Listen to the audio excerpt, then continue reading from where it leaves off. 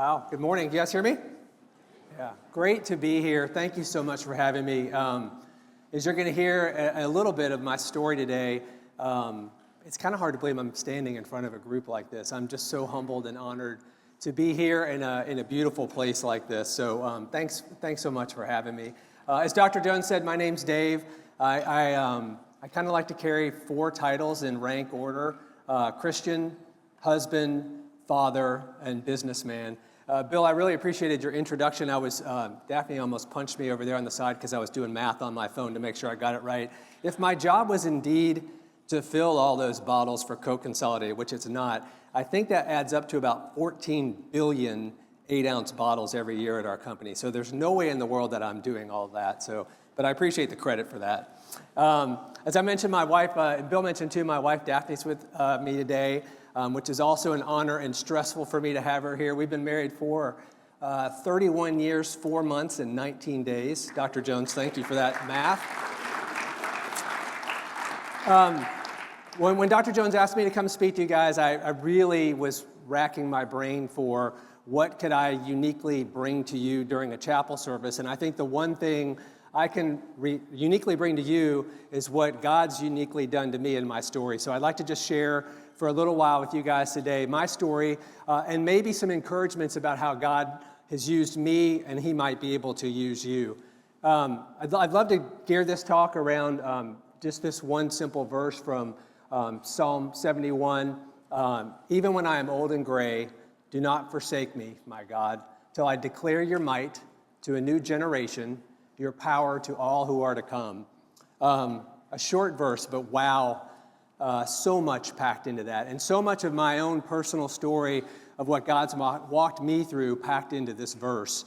But let me start a little bit before I was old and a little bit before I was gray. This is me as a baby. As I was looking at this picture, I think the only thing left of me resemblance-wise is my ears, which haven't changed size, I think, since that picture was taken, if you can see that. For you scholars, and I know there's a lot of scholars in the room, if you picked up on it, my last name is Katz, which is a Jewish name. I was born into a Jewish family in Chicago. I moved to, there was a woo for Chicago. That was nice, thank you. When I was 6 years old, my family moved to Atlanta, and my family wasn't another woo for Atlanta. This is a great crowd. I was told there was energy. When I was 6 years old in Atlanta, there wasn't a whole lot of places for young Jewish kids to go to temple, to go to Hebrew school, to do anything like that. And so I really was not raised Jewish religiously. I was raised Jewish culturally. So, you know, I like to say for my family, my parents ran a very moral household, a very values-based household, but with no background of faith of any sort in the way I was raised. So if you were to fast forward a few years, like 27 years from then, Daphne and I were already married. I was a little bit older, but probably not grayer yet. We had one daughter already. We had another daughter probably on the way. I don't know if Daphne was pregnant yet or not, but close to it if she wasn't. And Daphne was living the hectic and frantic life of a stay-at-home mom with our daughter. And as such, decided that it might be good for Shayna, our daughter, to have some experience with other kids and not just be home with Daphne all the time. And I think, to be fair, Daphne, maybe a little bit of time for you to get away from the nonstop demands of a 3-year-old kid tugging at you all the time. And so Daphne selected a Christian church near our home that had a Mother's Morning Out program to enroll Shayna. I think I've got that picture up next. So Shayna enrolled in this school. I think this picture is probably taken a little bit after that, but it's one of my favorite pictures of my daughter, so I like to use that one. But in this Mother's Morning Out program, they were obviously teaching the kids about the Bible. In fact, that picture is Shayna's first little picture storybook Bible. Again, we're not going to church. I wasn't raised in church. But as only God would have it, at nighttime, when it was time to read to Shayna, this is the only book she would have me read. And so I began to learn about God and Jesus and the Bible through a really simple picture story book that I read every night that I was home with my daughter. I think at the time it was probably all I could handle. I chuckle with some friends. I used to skip over the New Testament parts when I first started reading because I was supposed to be Jewish and I wasn't supposed to necessarily believe the New Testament. But of course, Shayna was learning almost all New Testament and kept dragging me back there.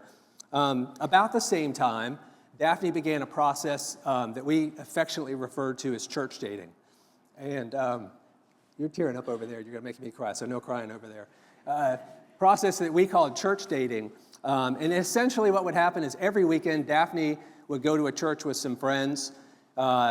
Maybe once a month, maybe once every 6 weeks, she would come home and say that this, might be a church that I was interested in going to, and I would go attend church with her. And I don't know each of your stories. There's so many of you here. Maybe a lot of you grew up in church. Maybe some of you didn't. I didn't. Church can be a strange and awkward place if you didn't grow up going to church. And so inevitably at these weekends with Daphne, I would go, I would attend, I would listen, and we would leave, and I would say, no, I don't really think this place is for me, and the process would repeat. Well, until one Sunday, Daphne stumbled upon a church in Alpharetta, Georgia called North Point Community Church. And are any of you guys familiar with North Point? There was at least one Atlanta person in here. It's not your typical church. We walked in, it's kind of more like a big warehouse than a church, very modern look. The band up here this morning was amazing. The band at North Point's like going to a concert. It was a crazy musical production. And of course, a pastor, a guy named Andy Stanley, who I would say is, at the top of his game in terms of professional ministry and a great communicator.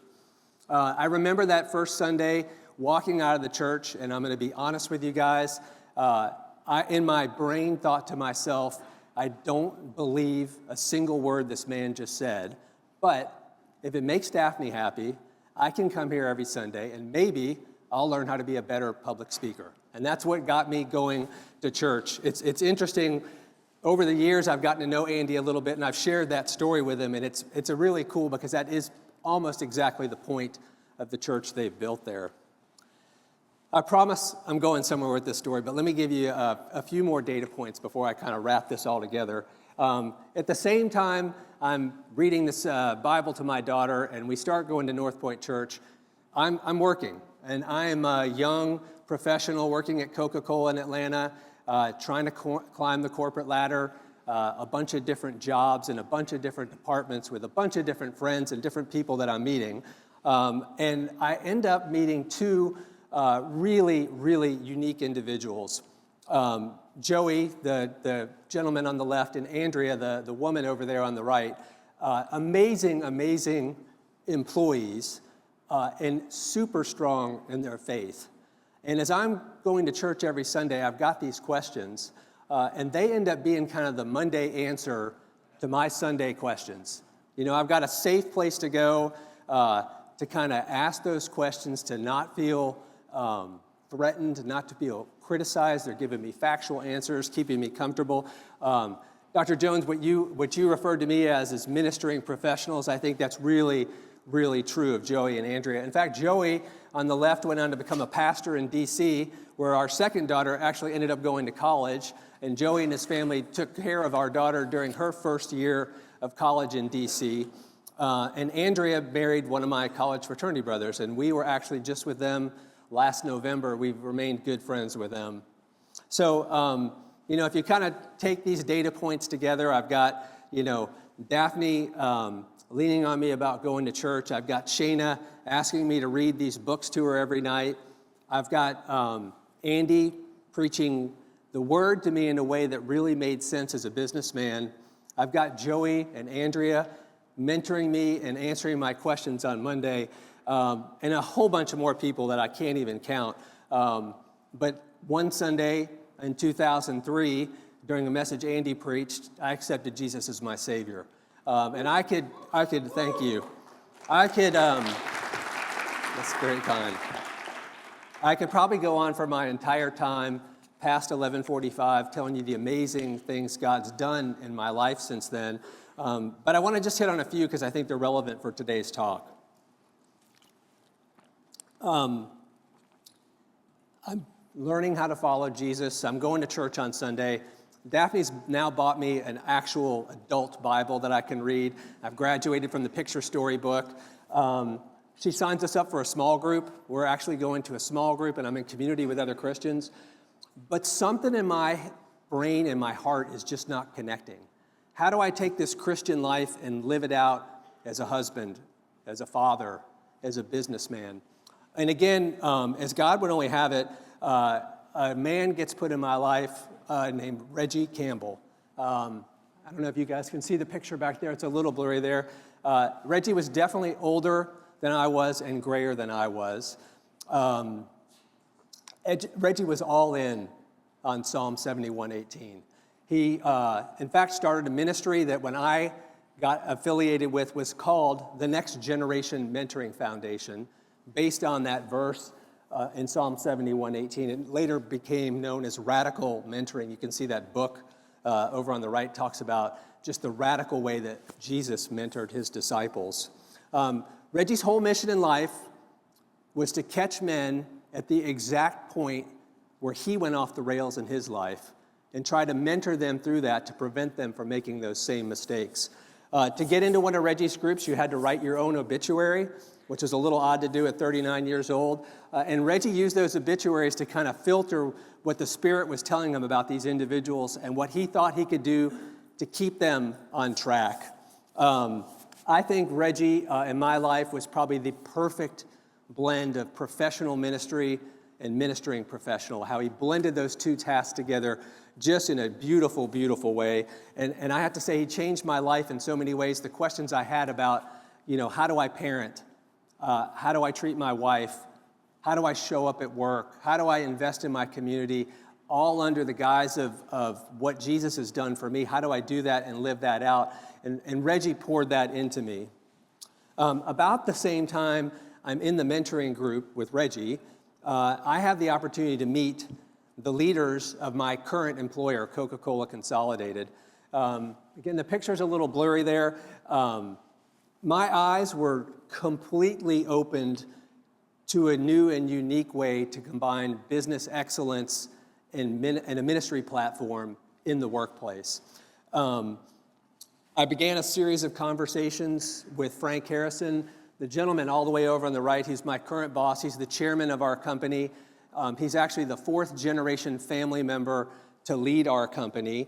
He's the controlling share owner of our public company and probably one of the strongest men of faith that I've met in my entire life.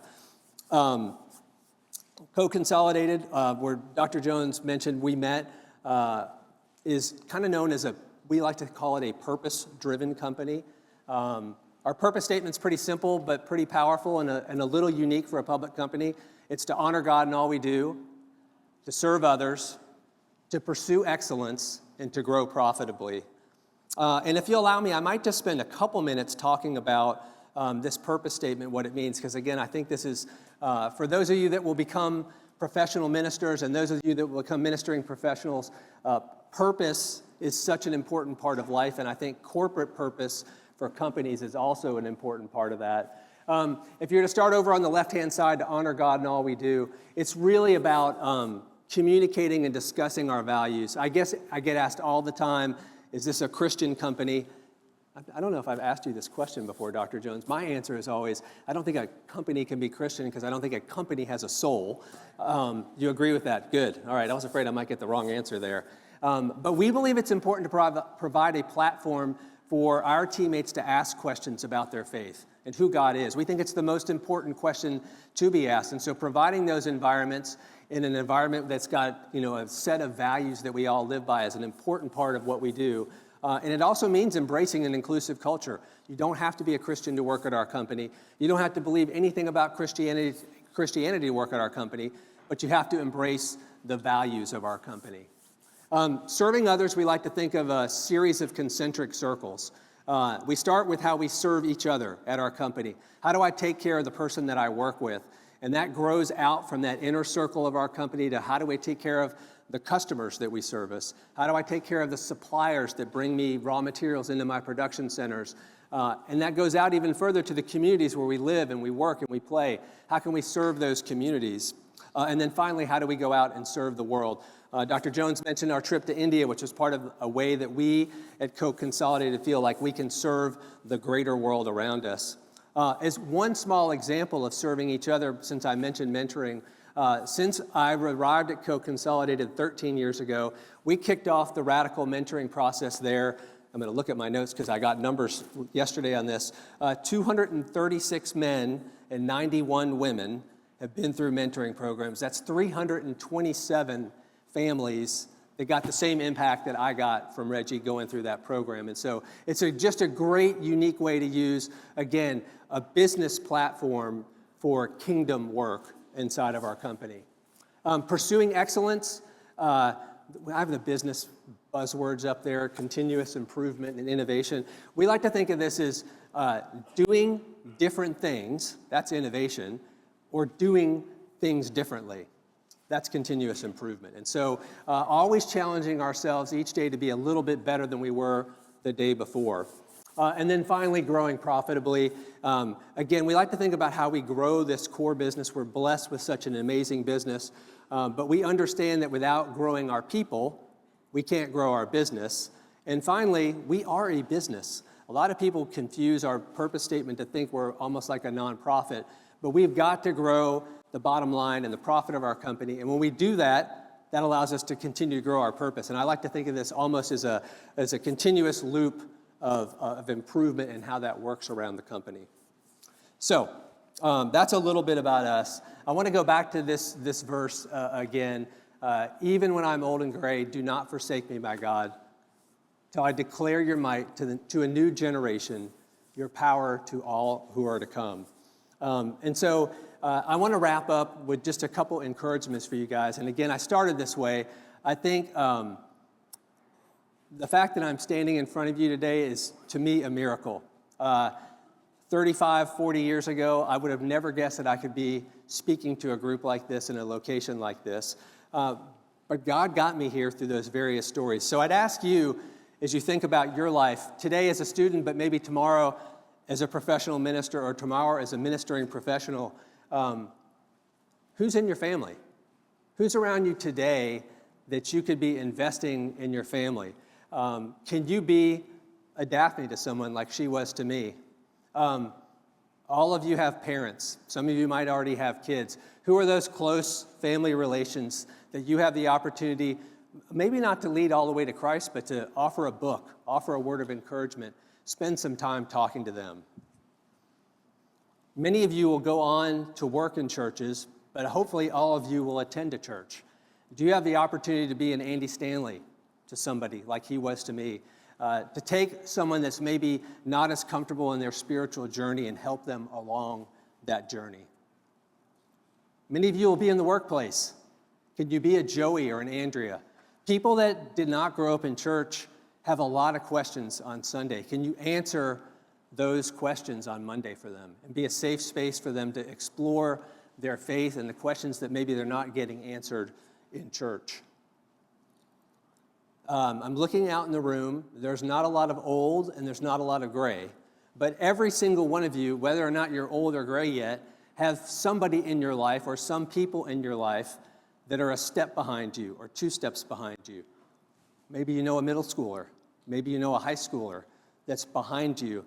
Maybe you see some of your own story in that person, and you have an opportunity to keep them from running off the tracks the way Reggie kept me from running off the tracks. So, even when I'm old and gray, do not forsake me, my God, till I declare your might to a new generation, your power to all who are to come.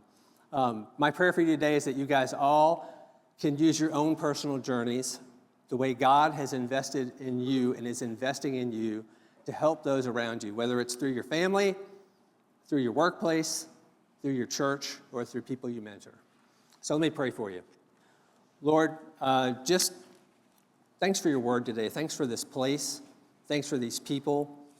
God, as I said 3 times already today, I can't believe that you've walked me down a path to be here. God, I just pray that you do amazing things in the lives of all those that are attending here today, God, that you make your presence known, that they can see your power, and God, that they're just motivated to declare your power to that next generation, God. I pray for everyone that's questioning. I feel like there's some people in this room that probably had their own faces and images come up as I shared these pictures today, God, that you would just give them the courage to pick up the phone or to invite someone to a meal or just to invest in those people, God. And I just, again, I'm grateful for the power that you've displayed in my life, God. And I just pray you continue to show up for me and for my family and for the people gathered here today and their family and friends. In Jesus' name, amen. Thank you.